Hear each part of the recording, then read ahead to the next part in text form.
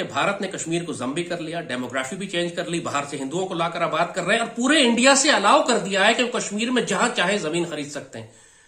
और अब हाल ये कि इजरायली टैक्टिक्स के ऊपर मोहल्ले के मोहल्ले कश्मीरियों के बुलडोज किए जा रहे हैं। आपको लगता है हम कश्मीर लेने की हैसियत में इस टाइम हैं?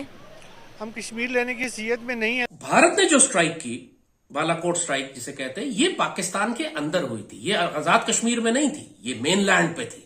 खबर ये है कि 60 इयर्स में फर्स्ट टाइम इंडिया ने पाकिस्तान को नोटिस भेजा है, नोटिस इशू किया है अंडर वाटर्स के हवाले से। यूएस की जो प्रेसिडेंट अभी बनी है वो भी इंडियन बन गई है, यूके के प्राइम मिनिस्टर इंडिया बन गए। मतलब 5 से 6 मुल्कों के ऊपर जो हुक्मरानी करें वो इंडियन ओरिजिन के करें, हम क्यों नहीं? क्योंकि अब वो इतने कॉन्फिडेंट हो गए कि लाइन ऑफ कंट्रोल से अब कोई क्रॉस नहीं कर सकता, तो बाकायदा इसराइली खुद आकर बैठ गए हैं मकबूजा कश्मीर में पाकिस्तान की सरहद के साथ। मेरा सवाल पहली बार मेरे दिमाग में जो आया कि how did India accept this? आपको पता है 80% of the water of all the rivers is given to Pakistan. अगर 90 डेज में पाकिस्तान अगर इसमें एक्शन नहीं लेता तो हम जो है पानी बंद कर देंगे। तो आपने सिर्फ जाके भीख मांगनी है पूरी दुनिया से और पाकिस्तान की इज्जत और गैरत के सौदे करने हैं।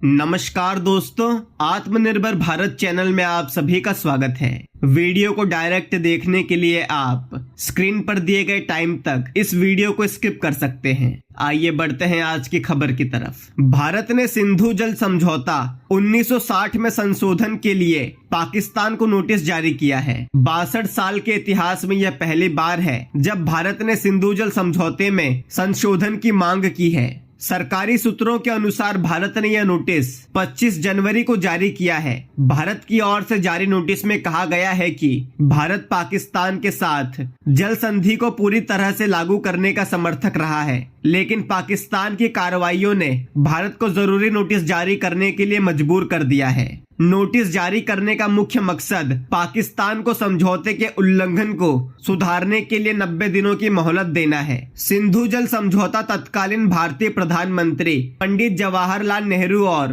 पाकिस्तानी मिलिट्री जनरल आयुब खान के बीच कराची में सितंबर 1960 में हुआ था। लगभग 62 साल पहले हुई सिंधु जल समझौते के तहत भारत को सिंधु तथा उनकी सहायक नदियों से 19.5% पानी मिलता है, जबकि पाकिस्तान को लगभग 80% पानी मिलता है। पुलवामा हमले के बाद भारत ने तत्कालीन परिवहन और जल मंत्री नितिन गडकरी ने ट्वीट करते हुए कहा था, भारत सरकार पाकिस्तान जाने वाले अपने हिस्से के पानी को रोकने का फैसला किया है। हम पूर्वी नदियों को डाइवर्ट कर जम्मू कश्मीर और पंजाब में अपने लोगों को इसकी आपूर्ति करेंगे। इसके अलावा गडकरी ने उत्तर प्रदेश में कई जल परियोजनाओं का उद्घाटन करते हुए कहा था, हमारी 3 नदियां पाकिस्तान में बहती है, इसीलिए हमारे हिस्से का पानी पाकिस्तान में जा रहा है। अब हम एक परियोजना बनाने और इन नदियों के पानी को यमुना में मिलाने की योजना बना रहे हैं। कई विशेषज्ञों और सुरक्षा प्रतिष्ठानों का कहना है, सिंधु जल संधि एक ऐतिहासिक भूल थी। अब समय आ गया है भारत इस भूल को ठीक करे। इस समझौते में जरूरी संशोधन कर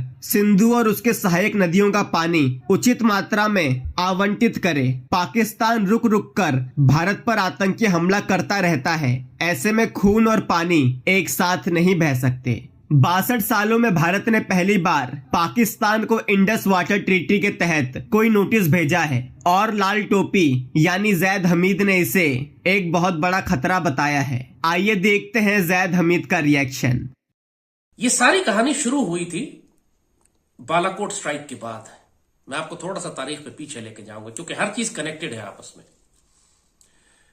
बालाकोट स्ट्राइक भारत की जानिब से वो पहली कार्रवाई थी जो पाकिस्तान में उसने पाकिस्तान की मेनलैंड पर एक स्ट्राइक की। इससे पहले लाइन ऑफ कंट्रोल पर झड़पें होती रहती थी। ये भारत ने एक बहुत बड़ा बैरियर क्रॉस किया था। एक इमरान की हुकूमत थी, बाजवा थे, फैज थे, बैकग्राउंड में इनकी भारत के साथ पीस नेगोशिएशंस चल रही थी। भारत ये फीलर देख के टेस्ट करना चाहता था कि पाकिस्तान में लड़ने की कितनी रिजॉल्व है, पाकिस्तान किस हद तक भारत की जारहियत का जवाब देगा इस क़यादत के होते हुए। भारत ने जो स्ट्राइक की, बालाकोट स्ट्राइक जिसे कहते हैं, ये पाकिस्तान के अंदर हुई थी, ये आजाद कश्मीर में नहीं थी, ये मेनलैंड पे थी और ये एक ऐलान जंग था। इसके जवाब में अब जाहिर एक मजबूरी हो गई थी उस वक्त हुकूमत की कि कुछ ना कुछ जवाब दे, क्योंकि पूरे पाकिस्तान में कयामत खड़ी हो गई थी। मगर उस वक्त इमरान और बाजवा ने जो हुक्म दिया पाक फजाइया को, क्योंकि ये जंग प्राइमरली पाक फजाइया की थी, इसमें नेवी और आर्मी का कोई ताल्लुक नहीं था इतना। पाक फजाइया को हुक्म दिया गया कि आपने भारत के तैयारों को तबाह नहीं करना, भारत के टारगेट्स पर स्ट्राइक नहीं करनी, आपने सिर्फ कार्रवाई डालनी। हुआ यह कि अभिनंदन अंदर आ गया, उस वक्त तो किसी को पूछने की जरूरत नहीं थी, उसको तो मार के गिरा लिया। और पायलट्स ने अपने इनिशिएटिव पे दूसरा जहाज SU-29 जो था उसको मकबूजा कश्मीर के अंदर मारकर गिराया। और 9 जहाज और थे जिनको एयरफोर्स लॉक कर चुकी थी और हम उसी वक्त तबाह कर देते, लेकिन मना किया गया पीछे से, प्राइम मिनिस्टर हाउस से या GHQ से, बाजवा की तरफ से या PM हाउस से, कि आपने एस्केलेट नहीं करना। और जो काउंटर स्ट्राइक गई हमारी तरफ से, हमारे जो पायलट्स, हमने अपने जहाजों को और पायलट्स को जिनको खतरे में डाला, उनको जब मकबूजा कश्मीर में भेजा गया भारतीय हेडक्वार्टर्स पर अटैक करने के लिए, तो साथ हुक्म दे दिया गया कि भारत को तकलीफ नहीं पहुंचानी, आपने पहाड़ों पर बम गिराकर आ जाने और हम ड्रामा करेंगे कि जी हमने कर दिया और आइंदा छोड़ेंगे नहीं। और जिस तरह भारत की सबमरीन को छोड़ दिया था इन्होंने, उसके बाद जो पाकिस्तान के पानियों में आ गई थी, तो यही हुआ। हमने सब कुछ खतरे में डाला, लेकिन अपने टारगेट्स को हिट करने के बजाय पहाड़ों पर बम गिरा के हमारे जहाज वापस आ गए। ये थी बाजवा इमरान डॉक्ट्राइन।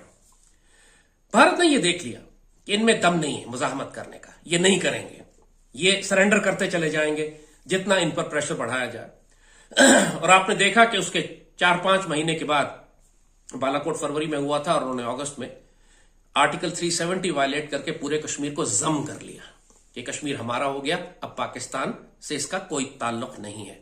तमाम इंटरनेशनल बायलैटरल ट्रीटीज खत्म कर दी, UN में रेजोल्यूशन को ठुड्डे मार के उड़ा दिया, बाहमी ताल्लुकात, शिमला मुआहदे सब खत्म, absolutely finish, unilateral, one sided, literal कहते हैं बदमाशी।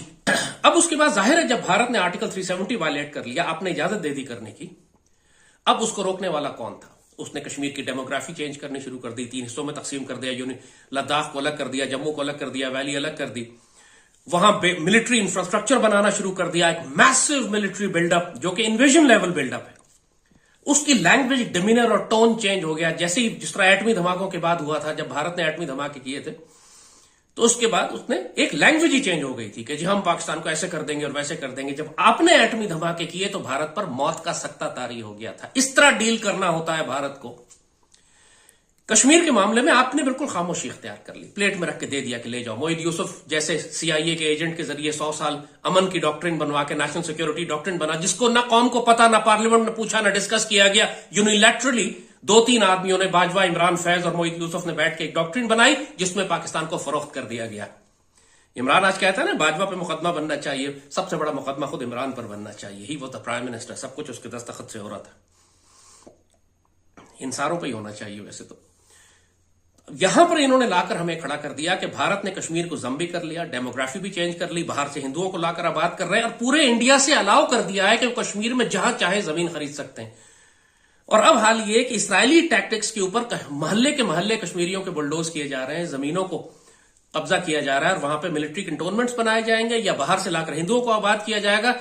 अगले 3-4 साल में पूरी डेमोग्राफी कश्मीर की चेंज हो जाएगी। कश्मीरियों को रेफ्यूजी किया जा रहा है, उनसे कहा जा रहा है कि तुम पाकिस्तान चले जाओ, जिस तरह फलस्तीनियों को निकाला गया था। अब इस स्टेज के बाद जाहिर है नेक्स्ट लॉजिकल स्टेप इंडिया का क्या होना चाहिए था? Military buildup. उन्होंने रशिया के अंदाज पर, जिस तरह यूक्रेन पर वो हमला करने के लिए आया था, उससे पहले 1.5 साल उसने पूरी जंगी तैयारियां की, 1500, 1600, 2000 किलोमीटर का एक्सेस का फ्रंट बनाया। एग्जैक्टली इस वक्त इंडिया यही कर रहा है। $100 अरब का असलहा इसने पिछले 3 साल में खरीदा। 9/11 फरवरी जब से इसने बालाकोट हुआ है, उसके बाद तकरीबन $100 अरब का असलहा खरीद के इसने, जिसमें S-400 है, राफेल है, एयरक्राफ्ट कैरियर्स हैं, मिसाइल सिस्टम्स हैं, ड्रोन्स हैं, अनबिलीवेबल लेवल ऑफ इक्विपमेंट। और ये सिर्फ इन्वेजन लेवल है, सब पाकिस्तान के अगेंस्ट डिप्लॉयड। दुनिया को ये बता रहे हैं कि जी हम चाइना के खिलाफ कर रहे हैं, चाइना के बाप को भी नहीं ये थ्रेट कर सकते।